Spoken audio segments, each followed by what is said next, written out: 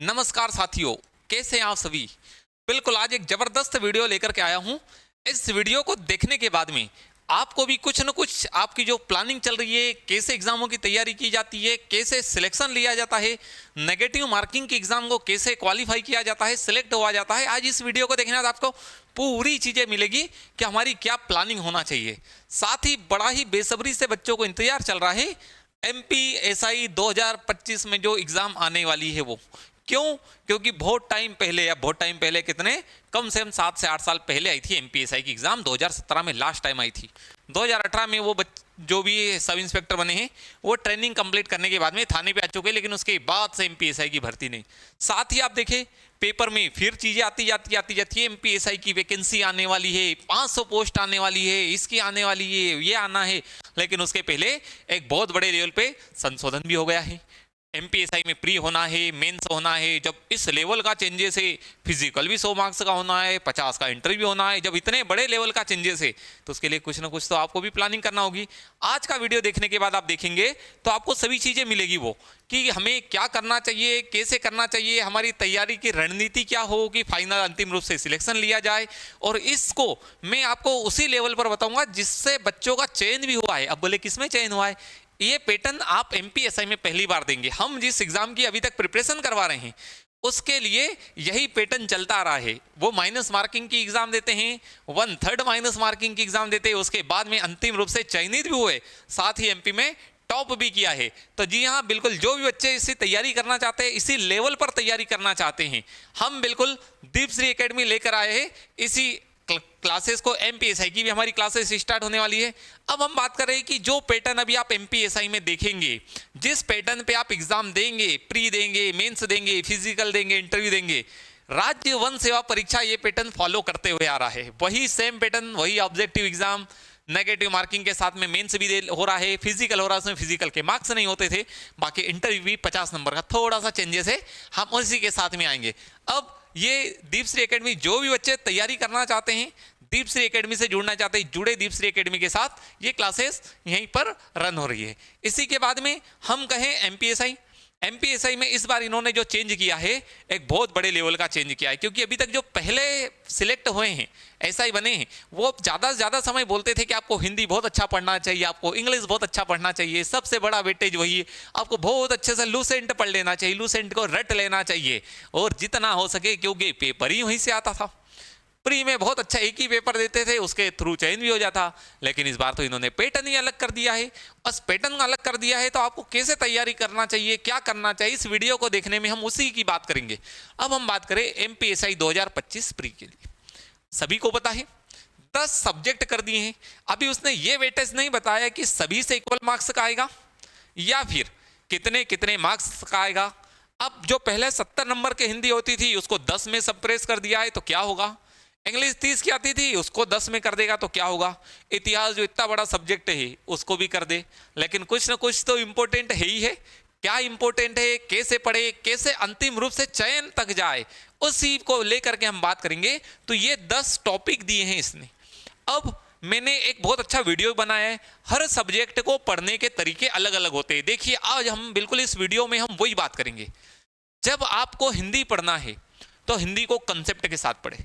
हर चीज को कंसेप्ट के साथ भी नहीं पढ़ा जा सकता है, हर चीज को रट कर भी नहीं पढ़ा जा सकता है। जिसमें कंसेप्ट लगे उसको कंसेप्ट से पढ़े, जिसको रटा जाता है उसको रटे ही रटे। क्यों? क्योंकि ये हमें एग्जाम मेंस लिख कर नहीं देना है, हमें तो ऑब्जेक्टिव मेंस देना है। जब आप इस लेवल की एग्जाम देंगे तो आपका रट्टाफिकेशन भी वैसा होना चाहिए, कंसेप्ट भी वैसा होना चाहिए। हिंदी में जो जो समझने वाली चीजें उसको समझ के पढ़ा जाता है, और जो चीजें रटना होती है, जैसे शब्दावली को क्या समझे, रटना ही रटना है। संधि, समास, रस, छंद, अलंकार, इनको समझा जाता है तो हिंदी में हम समझ के पढ़ेंगे। अंग्रेजी की बात आती है, इंग्लिश बच्चों के लिए बहुत बड़ा डर भी है। अब कुछ बच्चों के लिए खुशी की भी लहर है तो कुछ के लिए गम की बात है। खुशी की लहर इसलिए कि जो 30 नंबर की हिंदी होती थी 10 नंबर की हो जाएगी, हम खूब भी करेंगे खूब भी बिगाड़ेंगे। 10 नंबर की इंग्लिश आती है तो हम लिमिटेड टॉपिक करेंगे तो 3-4 तो लाएंगे ही लाएंगे, दूसरे सब्जेक्ट में कवर करेंगे। और नुकसान इसलिए कि जो बहुत अच्छे इंग्लिश में थे, बहुत अच्छा स्कोर करते थे, उनके लिए भी उतने की है। अब ज़्यादा डिफरेंस वहाँ तो बनेगा नहीं। फिर हम बात करें विश्लेषणात्मक क्षमता, मेंटल एबिलिटी, इसको भी पढ़ने के तरीके अलग है। बात करें इतिहास की, सबसे बड़ा सब्जेक्ट यदि मैं कहूं एमपीएसआई के लिए है इतिहास। आप इस हिस्ट्री को इतने अच्छे लेवल पर पढ़े, इतने अच्छे लेवल पर पढ़े, प्री के साथ ही मेंस का पढ़े। आप कहीं प्री के साथ मेंस कैसे पढ़ सकते हैं? तो मेरे साथियों, अभी हम देखें कि हिस्ट्री का एक सिलेबस है। अब बहुत सारे बच्चों के डाउट और भी आएंगे कि पहले हम मेंस की तैयारी करें, प्री की तो क्या होती रहेगी। तो मेरे प्यारे साथियों, जब प्री ही नहीं निकलेगी तो मेंस का करोगे क्या? आपको प्री को ही जबरदस्त तरीके से पढ़ना चाहिए। लेकिन उसमें भी हम आज के वीडियो में मैं आपको वही चीज बताऊंगा कि किस चीज को किस लेवल तक पढ़े और कैसा पढ़े। यह इतिहास सबसे मोस्ट इंपोर्टेंट सब्जेक्ट है। मोस्ट इंपोर्टेंट क्यों?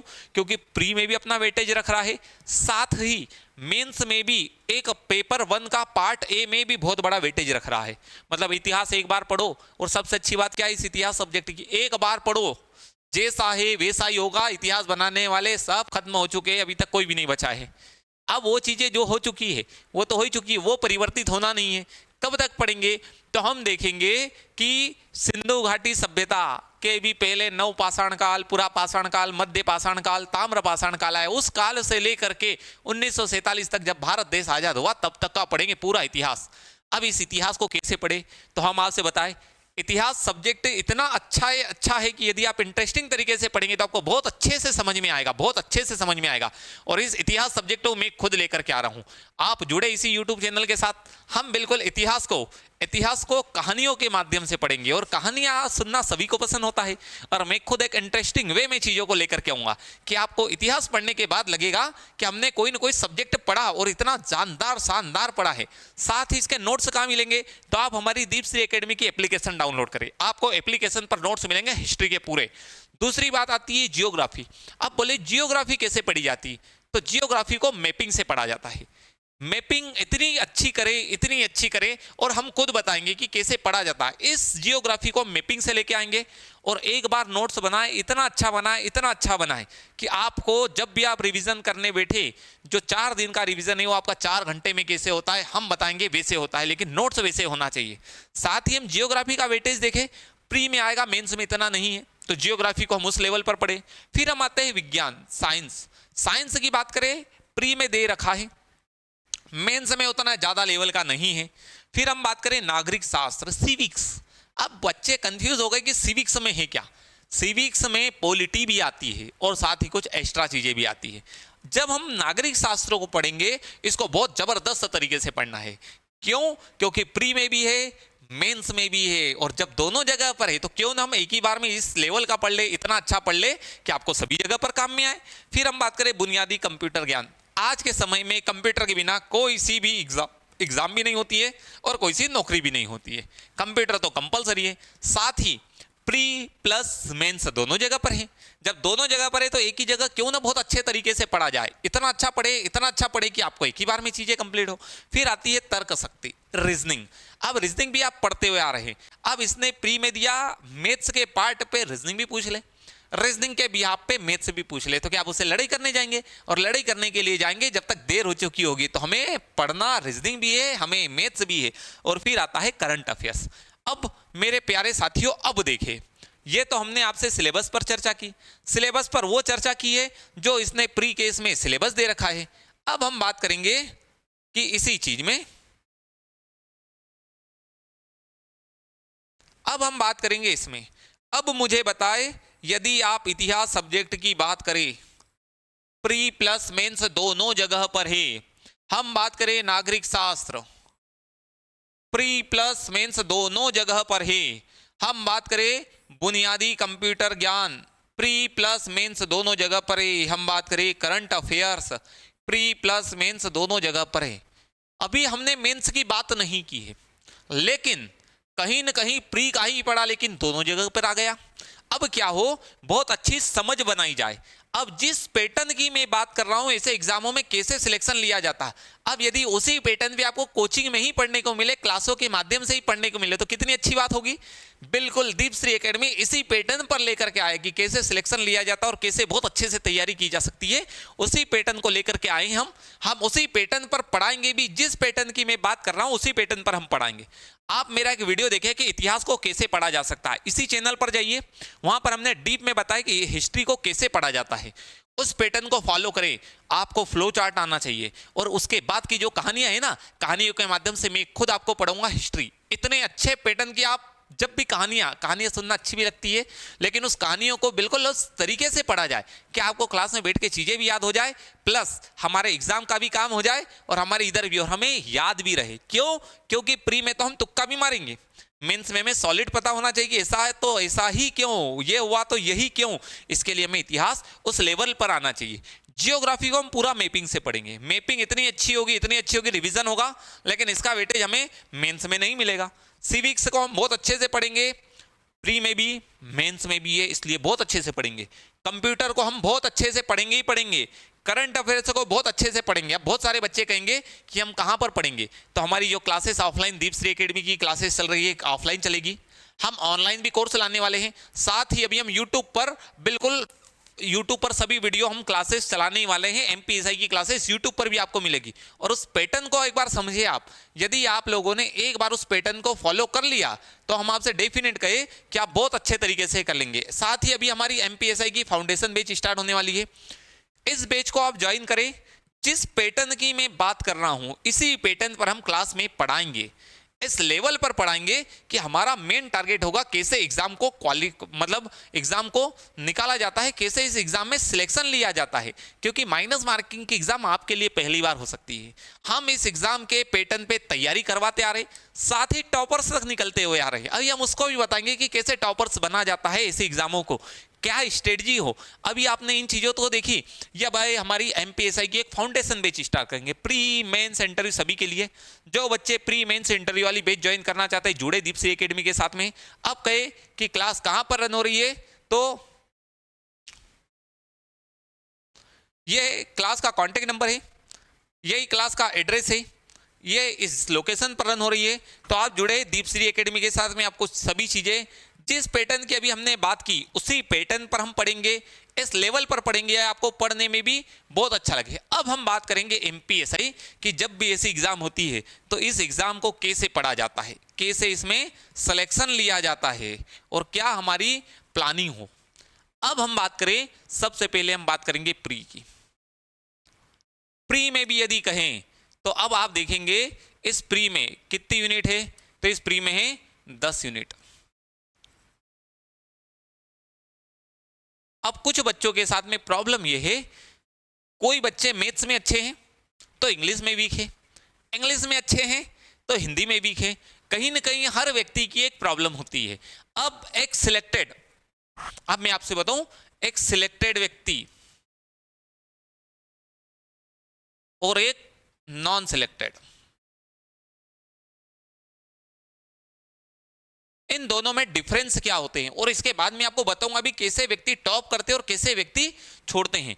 अब एक सिलेक्टेड और नॉन सिलेक्टेड व्यक्ति के बीच में डिफरेंस ये है कि जो व्यक्ति सिलेक्शन लेता है वो क्या करता है, सभी टॉपिक पढ़ता तो है लेकिन कम इंपॉर्टेंट टॉपिक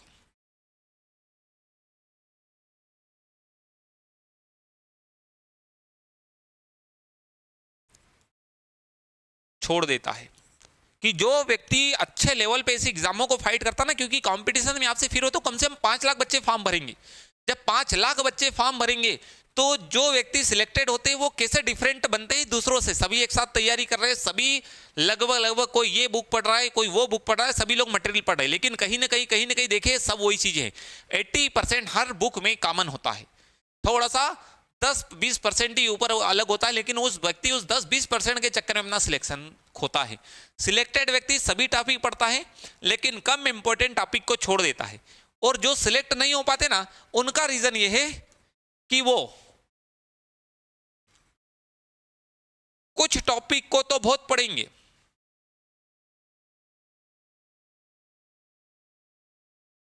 और कुछ टॉपिक जो होंगे बिल्कुल भी नहीं पढ़ते हैं, कुछ टॉपिक पढ़ते ही नहीं है। अब इसके बाद क्या होता है, प्रेशर कैसे बना जाता है और ऐसी परीक्षाओं में कैसे व्यक्ति टेम्परामेंट को कैसे मेंटेन किया जाता समझे। जो व्यक्ति सभी टॉपिक पढ़ता है लेकिन कम इंपोर्टेंट को छोड़ देता है, इस व्यक्ति के मेंटलिटी सेट है परीक्षा में मेरे पास पेपर में क्वेश्चन आएंगे, 100 क्वेश्चन आएंगे, 100 के 100 बनाने की जरूरत नहीं है।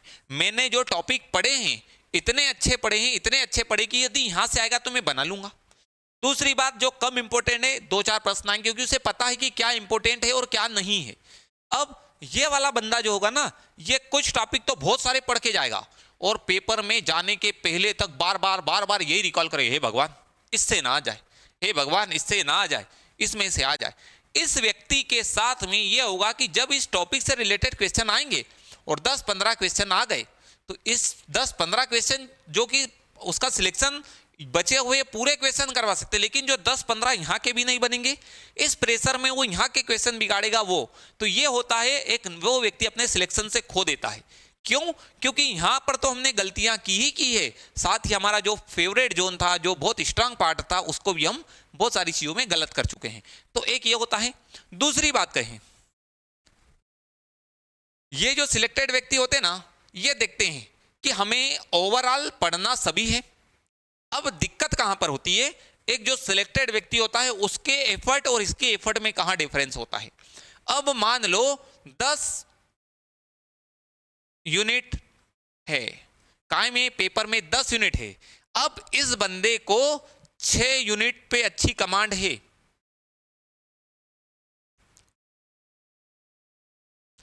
जो व्यक्ति सिलेक्टेड लेता है वो क्या करेगा कि जो नेक्स्ट वाला जो पार्ट रहेगा ना, नेक्स्ट पार्ट कौन सा, जो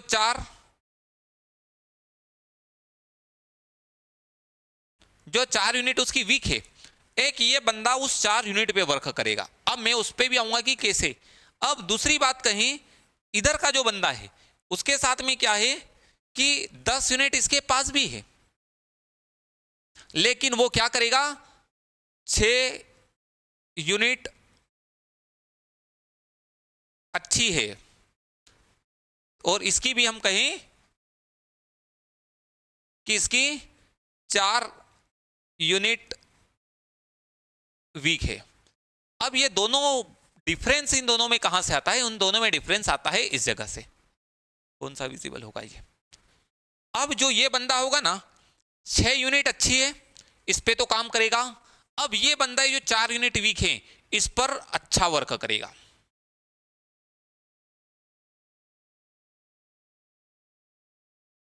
और जो ये बंदा है, इसकी 6 यूनिट तो अच्छी है, ये 4 यूनिट को छोड़ने की बात करेगा। 4 यूनिट में कम से कम पड़ेगा। अब ये जो कम से कम पड़ेगा ना, ये ही प्रेशर क्रिएट करवाएगा परीक्षा में। अब मैं आपसे बताऊं कि कैसे नंबरों का मार्जिन होता है और कैसे सिलेक्शन लिया जाता है और कैसे तैयारी की जाती है। अब यदि मान लो कोई व्यक्ति है, इस 6 यूनिट में से मैं एक की बात करता हूं, एक यूनिट के 10 क्वेश्चन आए,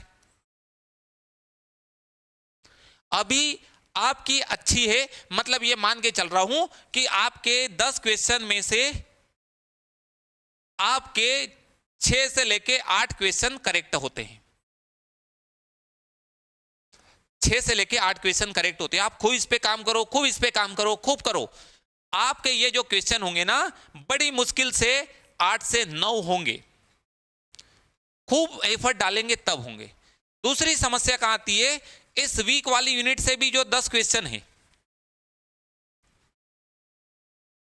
किस वीक वाली यूनिट से भी 10 क्वेश्चन है। अब वो क्या, वो यूनिट वीक थी। अब वीक थी तो इस व्यक्ति ने क्या किया कि यहां पर जो 10 यूनिट में से इस व्यक्ति के इस वीक वाले पार्ट में से अभी 4 से लेके 5 क्वेश्चन करेक्ट हो रहे थे, 5 करेक्ट हो रहे थे। इसको भी हम लिखते हैं इस लेवल पर कि इस व्यक्ति के पास में 4 से लेके 5 करेक्ट हो रहे थे, वो इस पे काम नहीं करेगा, इस पे नहीं करेगा, और करेगा तो थोड़ा ये जो सिलेक्टेड व्यक्ति रहेगा वो इस पर अच्छे से वर्क करेगा। अब ये जो सिलेक्शन वाला बंदा है ना, ये जो 4 से 5 है, इसको कोशिश करेगा 7 से 8 करेक्ट करने की।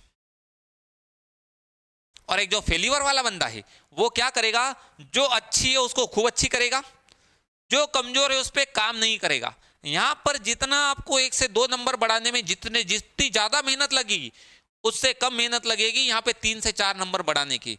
ये होता है कि जो बंदे सिलेक्शन ले जाते हैं उनकी स्ट्रेटजी ये होती है, जो यूनिटें अच्छी है उन पे तो काम करेंगे, लेकिन जो यूनिट कमजोर है उस पे अच्छा काम करेंगे। यहाँ पे जितने मार्क्स 2 नंबर बढ़ाने में लगेंगे उतने में यहाँ पर 4 नंबर बढ़ जाएंगे।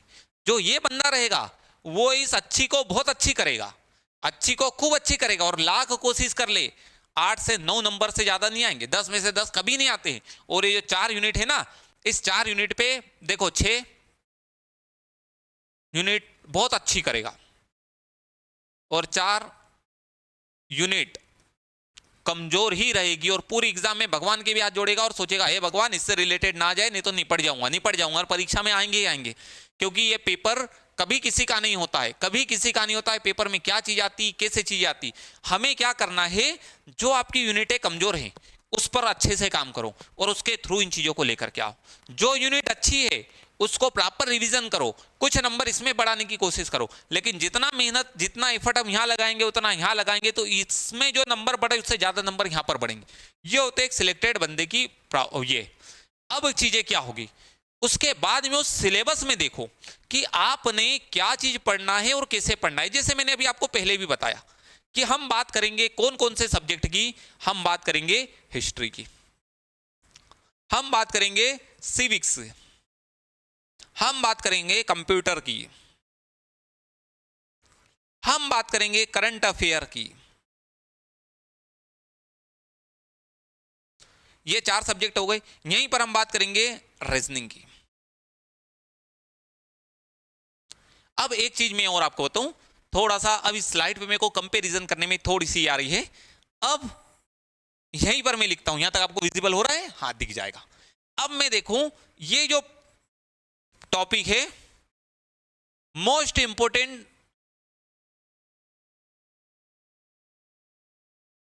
मोस्ट इंपोर्टेंट यूनिट कहां की है, प्री की भी है और मेंस की भी है। अब मैं आता हूं दूसरी साइड।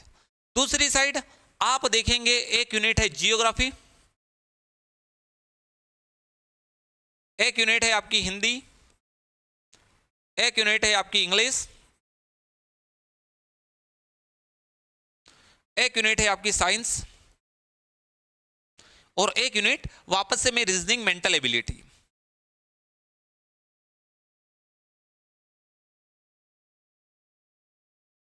मेंटल एबिलिटी ये हमने 10 यूनिटें लिखी। इसमें भी आप देखेंगे तो इधर की यूनिटें, फिर मैं लिखूं मोस्ट इंपोर्टेंट ये है। अब इसको भी इंपोर्टेंट तो कहेंगे ही कहेंगे, इन्हें हम नॉर्मल नहीं कह सकते क्योंकि प्री यही क्वालिफाई करवाई।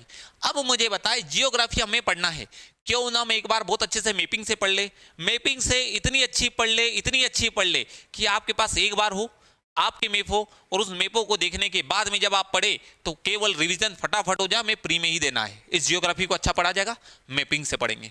बात करें हिंदी, हमने पहले ही कहा हिंदी को हम कंसेप्ट से पढ़ेंगे, रट्टा भी लगाएंगे। जैसे मैं आपसे कहूं अश्व के पर्यायवाची तुरंग है घोड़ा घोटक बाजी सेंधो, अमृत के पर्यायवाची सोम सुधा अमी पीयूष मधु अमी सरगो मधु अमी सुरभोग, जंगल के पर्यायवाची कहे या अरण्य के पर्यायवाची कहे तो जंगल, अटवी, कावन, कानन, कांतार, विपिन, ये सब काय के पर्यायवाची। रिवीजन बार बार रिवीजन करेंगे। हिंदी में खुद पढ़ूंगा, मैं खुद बच्चों से रिवाइज करूंगा। जब संधि पढ़ेंगे ना, संधि माध्यम मतलब कंसेप्ट के साथ में पढ़ेंगे, ट्रिक के माध्यम से भी पढ़ेंगे।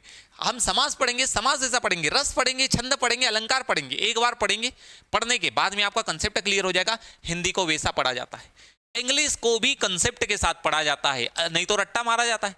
रटने में क्या होता है, रटने में कुछ चीजें समझी भी जाती है। हम इंग्लिश को भी उसी पार्ट पे पढ़ेंगे।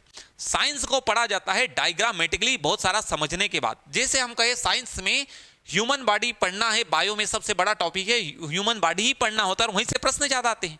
और आप पुलिस भी बन जाएंगे तो आए दिन मर्डर भी होगा, हत्या भी होगी, कुछ क्रिमिनल केस भी होंगे, सभी चीज होगी। ह्यूमन बॉडी आपको जितनी अच्छी आएगी उतनी अच्छी नौकरी भी होगी, मेंटल एबिलिटी भी हुई। लेकिन हम बात से बात कहें history, civics, computer, current affairs, reasoning, इनको आप बहुत अच्छे से पढ़े। जो बच्चा सिलेक्शन लेता है वो ये देखता है कि क्या इंपॉर्टेंट है, क्या कम इंपॉर्टेंट। और अभी हम यही बात कर रहे, सभी टॉपिक पढ़ता है लेकिन कम इंपॉर्टेंट टॉपिक छोड़ देता है, या फिर इसको भी लिख लो, कम पढ़ता है,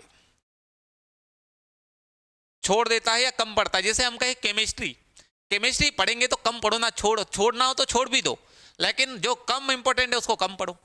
कुछ टॉपिक तो बहुत पढ़ेगा और कुछ टॉपिक छोड़ देगा, पढ़ेगा ही नहीं। अब हमें पढ़ना यही चीजें हैं। अब ये देखो, ये जो हमने लिखा है ये मोस्ट इंपॉर्टेंट टॉपिक है, ये जो लिखे हैं ये कम इंपॉर्टेंट टॉपिक है। कम इंपॉर्टेंट क्यों होते हैं? क्योंकि प्री में आएंगे, मेंस में नहीं आएंगे। ये प्री में भी आएंगे, मेंस में भी आएंगे। एक चीज ये समझ में आ गई कि हम ये देखें। दूसरी बात, अब मैं आपसे कहूं, यदि आप लोग इसको देखना चाहे, इसका स्क्रीनशॉट ले ले, मैं फिर एक स्लाइड बनाता हूं। अब देखिए इसे, कि अब मैं आपको बताता हूं और चीजें। अब जैसे मैं आपसे कहूं कि हमें हिस्ट्री पढ़ना है, हिस्ट्री भी पढ़ना है, तो हम पढ़ेंगे flow chart wise. Flow chart wise में जैसे मैं आपसे कहूं, एक चीज मुगल की बात करूं,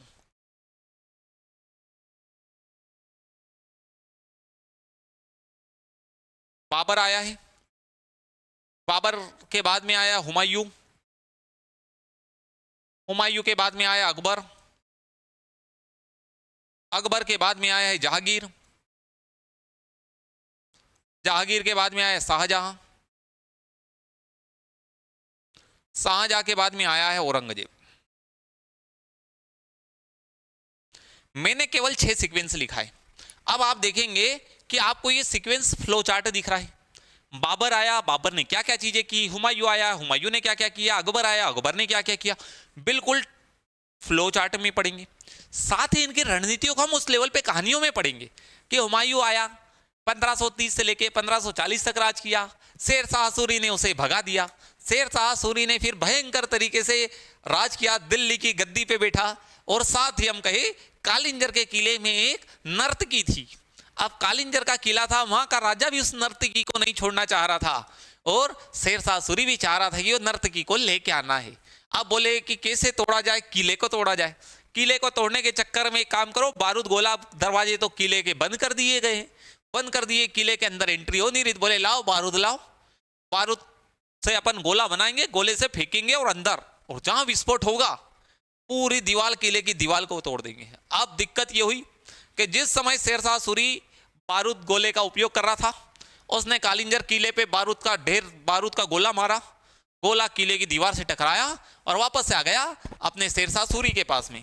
जब शेर शाह सूरी के पास में आया तो भाई खुद बारूद के ढेर पे खड़ा हुआ था। चिथड़े चिथड़े उड़ गए शेर शाह सूरी के।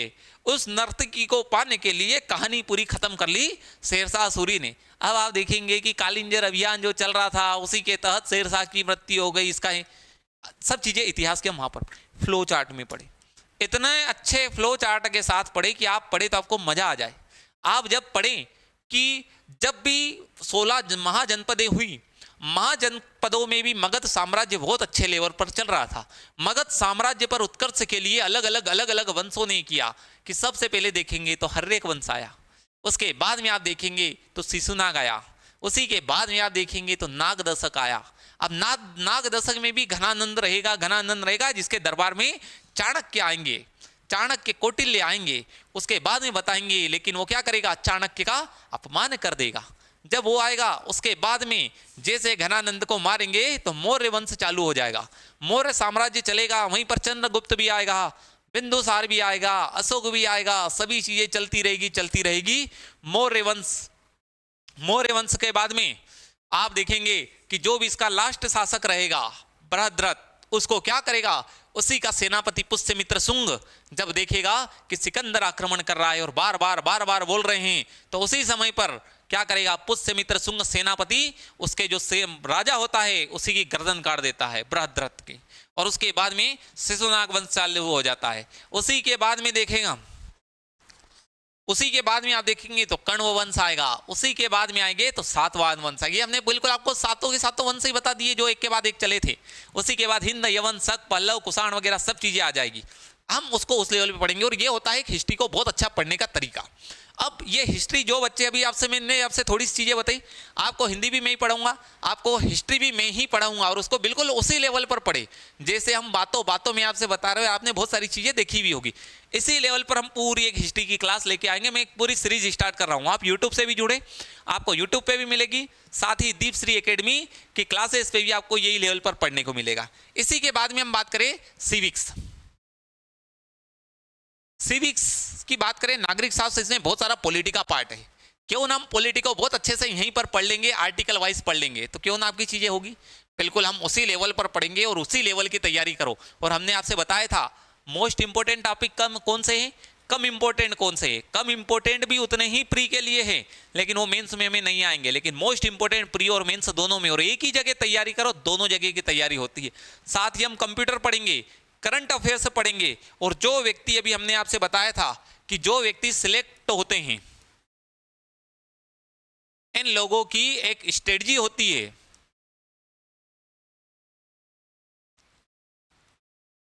जो भी व्यक्ति सिलेक्ट होते हैं, इनकी स्ट्रेटजी ये होती है कि ये जितना पढ़ते हैं,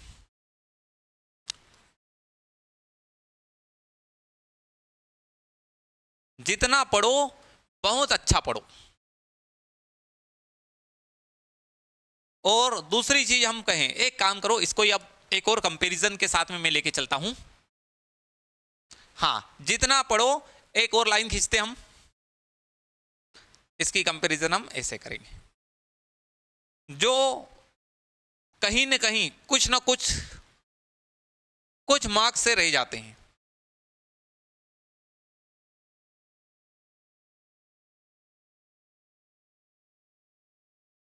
ये दूसरा हम लिख रहे हैं, जो व्यक्ति कुछ नंबर से सिलेक्ट नहीं हो पाते, ये क्या पढ़ते हैं,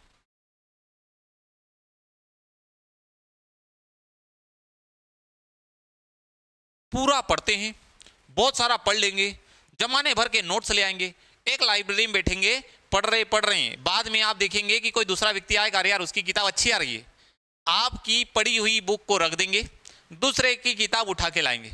हम आपसे एक बात कहें कि कहीं पर भी यदि आपको जमीन के अंदर पानी निकालना हो, तो आप 10-10 फीट के 10 गड्ढे ना खोदे, जीवन भर नहीं पानी निकलेगा, हमेशा ऐसे ही कंगाल होके बैठे रहेंगे। यदि आपको करना ही है तो 10-10 फीट के जो 10 गड्ढे खोदे ना, इसके बजाय एक ही गड्ढा खोदे, लेकिन 100 फीट का खोदे, डेफिनेट पानी निकलेगा।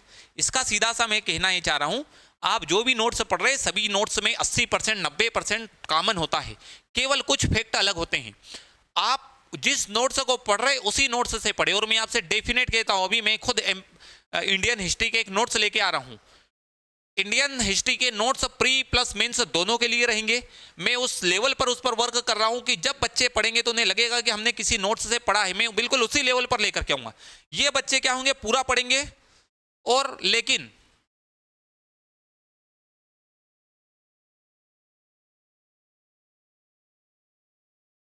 अच्छा नहीं पढ़ेंगे। दूसरी बात, जितना पढ़ो बहुत अच्छा पढ़ो। इन लोगों की एक और खासियत रहेगी, जितना पढ़ो अच्छा पढ़ो। इन लोगों की ये खासियत है कि ये बार बार रिवीजन करेंगे।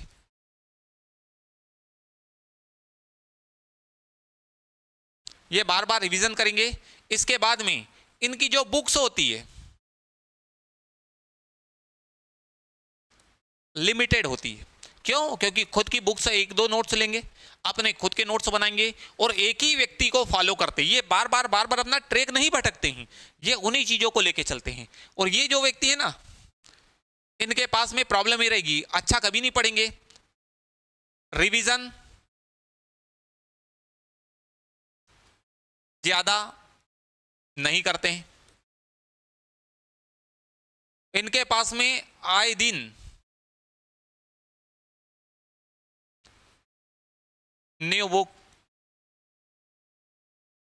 पढ़ना, ये होते हैं सिलेक्शन। और जो कम मार्क्स से रह जाते हैं वो क्यों? क्योंकि इनको ट्रस्ट ही नहीं होता है। दूसरी बात, ये व्यक्ति एक पे ट्रस्ट करते हैं अब, लेकिन वो भी व्यक्ति वैसा हो जो आपको प्रॉपर गाइड कर सके।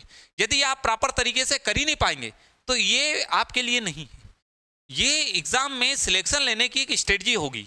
आप देखेंगे सबसे पहले तो आपको 10 गुना में आना है प्री में, उसके बाद मेंस पढ़ना है। मेंस में आप क्या कम समझ रहे हैं? मेंस में 10 गुना जो बच्चे आ रहे हैं ना, 10 में से 1 गुना लोग तो सिलेक्शन वो किस्मत के वाले होंगे। 9 के 9 गुना लोगों के बीच फाइट करना है। और यदि आप प्री निकाल भी लेंगे तो करेंगे क्या, मेंस भी बैठी हुई है, इसलिए इतने अच्छे तरीके से पढ़े, इतने अच्छे तरीके से पढ़े, अभी से पढ़े, और एक प्रॉपर तरीके से मेंटर के तरीके से पढ़े कि आपको जो प्रॉपर गाइड कर सके। अभी हमने आपको हिस्ट्री बताया, मैं आपसे हिंदी की बात करूं, हम हिंदी भी उसी लेवल पर पढ़ेंगे। एक हमारी पूरी टीम की देखेंगे, आप इसी चैनल पर जाइए, जियोग्राफी जयेंद्र सर पढ़ाते, बिल्कुल मैपिंग से पढ़ाते हैं, एकदम मैपिंग से पढ़ाते हैं। जब हमें कंप्यूटर पढ़ना होगा तो हम कंप्यूटर की भी बात करें तो कंप्यूटर बिल्कुल स्लाइड के माध्यम से सुमित सर की क्लासेस रहती है। मैथ्स की बात करें तो रवि सर मैथ्स पढ़ाते हैं। आप इंग्लिश भी देखेंगे तो शीतल मैम पढ़ाते हैं इंग्लिश, आप उनकी क्लासों को देखिएगा, आपको सभी चीजें उस लेवल पर समझ में आएगी कि हमें कैसे एक प्रॉपर प्लानिंग के साथ में तैयारी करना है। अब इन्हीं चीज़ों की तैयारी की जाती है, और जो व्यक्ति इस तरीके से जो फॉलो करता है वही व्यक्ति सिलेक्शन लेता है, और सिलेक्शन क्या लेता है, टॉप करता है। देखिए ये मैं आपसे बातें कर रहा हूँ, ये कोई हवाई बातें नहीं है, ये चीज़ें जो आपको हम बता रहे हैं ये चीज़ें हमने की हुई है। अब आप देखेंगे कि यह दीपश्री एकेडमी राज्य वन सेवा परीक्षा की तैयारी करवाने वाला एकमात्र संस्थान। अभी आप ये जो जितने भी फोटो देखेंगे, यह है अंकित कुमार जैन। फॉरेस्ट सर्विस जो पैटर्न अभी आप दे रहे हैं ना, इस पैटर्न पे लोग सिलेक्ट भी हो चुके हैं, ट्रेनिंगों में ट्रेनिंग कर रहे हैं। कुछ लोग फॉरेस्ट रेंजर वाले भी 2-3 महीने में उनकी ट्रेनिंग कंप्लीट होने वाली है। यह अंकित कुमार जैन जो एमपीएसआई आज पैटर्न ला रहा है, इस पैटर्न पर ये एमपीपीएससी के थ्रू सिलेक्शन लेके जा चुके हैं। मध्य प्रदेश में 2nd रैंक लगी थी अंकित कुमार जैन की। ये आप देखेंगे सचिंद्र सिंह तोमर, सचिंद्र सिंह तोमर मध्य प्रदेश में 3rd रैंक लगी, राज्य वन सेवा में एसीएफ की पोस्ट पर चयनित थे। अब यह है देवेंद्र सिंह पटेल। जिन बच्चों को लगता है कि मेहनत करो लेकिन कभी हमें उसका परिणाम नहीं मिलता है, हम कहीं ना कहीं रह जाते हैं, यह है देवेंद्र सिंह पटेल। आप देवेंद्र सिंह पटेल का वीडियो देखिएगा, इसी दीपश्री के चैनल पर डला हुआ है। और एक चीज होती है कि यदि मैं किसी के बारे में बोलूं तो मैं अतिशयोक्ति के रूप में बोलूंगा। आप देवेंद्र सिंह पटेल को सुनेंगे, आपको वाकई में लगेगा कि तैयारी, ये बंदा एक समय पुलिस कांस्टेबल बनने के लिए था, और होलकर से पढ़ने के बाद में एक समय ऐसा आ गया था कि ये नौकरी, मतलब कॉलेज छोड़ने वाला था कि मेरे से नहीं होगा, कांस्टेबल नहीं बन पाया, जी तोड़ मेहनत की एमपीएसआई के लिए, लेकिन 2017 के बाद एमपीएसआई की भर्ती नहीं है, तो देवेंद्र सिंह पटेल एमपीएसआई नहीं बन पाया। लेकिन फिर भी नहीं ठानी, फिर भी उन्होंने नी चीजें छोड़ी और ठान लिया। और जब फॉरेस्ट सर्विस की एग्जाम आई तो 2021 में मध्य प्रदेश में पहली रैंक लगी थी देवेंद्र सिंह पटेल की। आप वीडियो देखें, इसी चैनल पर डला हुआ, आपको पूरी चीजें मिलेंगी। दूसरा है अंकित चौहान। बोलते हैं कि मेहनत एक बार करो, इतने अच्छे से मेहनत करो कि जब आपकी नौकरी लगे ना, फिर नौकरी नहीं लगे, नौकरियां लगे, एक साथ ज्वाइनिंग लेटर हो। अंकित वर्तमान में ईसीएफ है 2021 बैच से, एमपीपीएससी के थ्रू अभी तो कहे 21 कहे 22 कहे 23 कहे, हर बार पोस्ट ले लेके अंकित चल ही रहा है। यह है ज्योति ठाकुर। जिन लोगों को लगता है कि तैयारी करने के बाद भी परीक्षाएं नहीं लगती है, ज्योति ठाकुर पुलिस में कांस्टेबल थी, कांस्टेबल होने के बाद में उसने तैयारी की, 2020 में फॉरेस्ट सर्विस की एग्जाम दी। अब बोले बार बार फॉरेस्ट का ही क्यों बता रहे, फॉरेस्ट का मैं इसलिए बता रहा हूं कि जिस पैटर्न पे अभी आप एग्जाम देने वाले हो उस पैटर्न पर ये लोग सिलेक्ट हो चुके हैं, प्री मेंस फिजिकल इंटरव्यू। बस डिफरेंट इतना था, आप लोगों का फिजिकल 100 मार्क्स का स्कोरिंग है, इन लोगों का जो 100 मार्क्स का फिजिकल है वो केवल क्वालिफाइंग था, केवल चलने वाला था 4 घंटे में 25 किलोमीटर। दीपेंद्र लोधी लाइफ में इसने जितने एग्जामें दी, जब से एलिजिबल हुआ, एक एग्जाम में फेल हुआ, उसके बाद कंटिन्यूस सिलेक्ट ही हुआ है दीपेंद्र। इसके अलावा आप दूसरे भी देखेंगे, ये एमपीपीएससी के थ्रू चयनित है, और ये जितने भी देख रहे हैं आप सभी के सभी फॉरेस्ट रेंजर बने हैं। अब जो मैं आपसे बता रहा था कि कैसे सिलेक्शन लिया जाता है और कैसे सब सिलेक्टेड लोगों की स्ट्रेटजी यही है, इसी स्ट्रेटजी से सब लोगों ने सिलेक्शन लिया है और इसी स्ट्रेटजी को फॉलो किया है, जिसके कारण से वो चयनित हो पाए हैं। मैं आपसे भी कहूं, आप पढ़े उसी लेवल पर पढ़े, आप पढ़े इतने अच्छे लेवल पर पढ़े। साथ ही आप देखेंगे ये जो क्लासेस है, ये क्लासेस तो हमारी चली रही है। और इसी के साथ में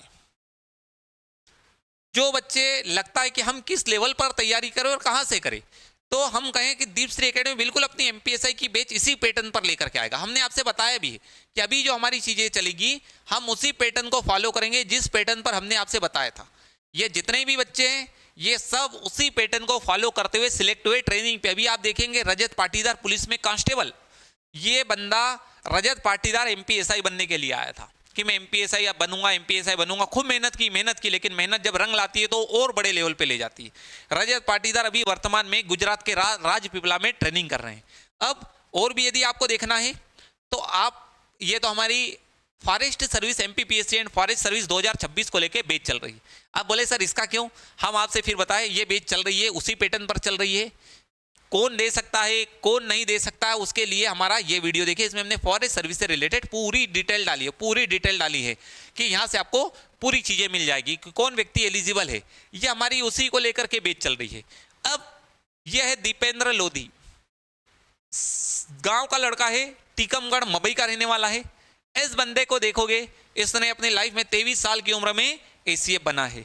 यह है रजत पाटीदार, पुलिस में कांस्टेबल। दीपेंद्र का भी वीडियो डाला है, रजत पाटीदार का भी डाला है, देवेंद्र सिंह पटेल का भी डाला है, अंकित चौहान का भी डाला है। और हम जितने भी बच्चे, हम कहे ना, हम सिलेक्शन हमारे पास में से दीपश्री एकेडमी से भयंकर तरीके से सिलेक्शन हो, और हम उसी लेवल पर स्ट्रेटजी के साथ में वर्क करते हैं। जो बच्चे एमपीएसआई को तैयारी कर रहे हैं ना, एक बार हमने जो स्ट्रेटजी बताई इस स्ट्रेटजी को फॉलो करें। आप यदि हमारी क्लासेस ज्वाइन करते, दीपश्री एकेडमी में ऑफलाइन ज्वाइन करते, तो हम तो खुद उसी पैटर्न पर पढ़ाएंगे।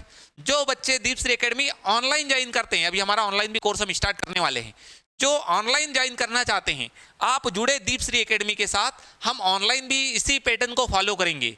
और साथ ही हम कहें, यह एग्जाम एक प्रॉपर मेंटल लेवल पे प्रिपेयर होने की एग्जाम है, क्योंकि जिन बच्चों ने मेंस देते समय 100% क्वेश्चन किए, डेफिनेट फेल होता है।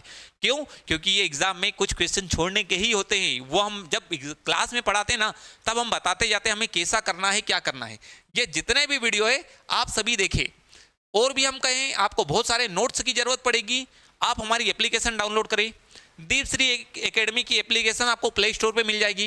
यहाँ पर हमारे हिस्ट्री के भी नोट्स, पॉलिटी, सभी चीज़ों के नोट्स अवेलेबल रहेंगे। आपको यहाँ से बहुत सारी इंफॉर्मेशन मिल जाएगी। साथ ही हमारे जो न्यू कोर्स स्टार्ट होने वाला है, मैं खुद एमपी हिस्ट्री की एक स्पेशल बैच लेके आने वाला हूँ। उस हिस्ट्री बैच की ये विशेषता होगी कि हम बहुत अच्छे तरीके से पढ़ेंगे। साथ ही हम अलग अलग सब्जेक्ट की भी लेके आएंगे। ये दीपश्री एकेडमी का कॉन्टेक्ट नंबर है। जो भी बच्चे और ज़्यादा इंफॉर्मेशन लेना चाहते हैं, इस नंबर पर कॉल करें। और साथ ही जो बच्चे हमसे जुड़ना चाहते हैं, आप जुड़े। अभी हम बिल्कुल एमपीएसआई की न्यू बैच स्टार्ट करने वाले हैं। अभी हमारी जो बैच आएगी, हम बिल्कुल जिस स्ट्रेटजी की बात मैंने आपको वीडियो के माध्यम से बताई, उसी स्ट्रेटजी के साथ में हम चलाएंगे। साथ ही हमारे पास में बच्चे होंगे, तो जो बच्चे अच्छे पढ़ने वाले होंगे, हम एक टॉप 100 बच्चों की एक बैच लेके चलेंगे।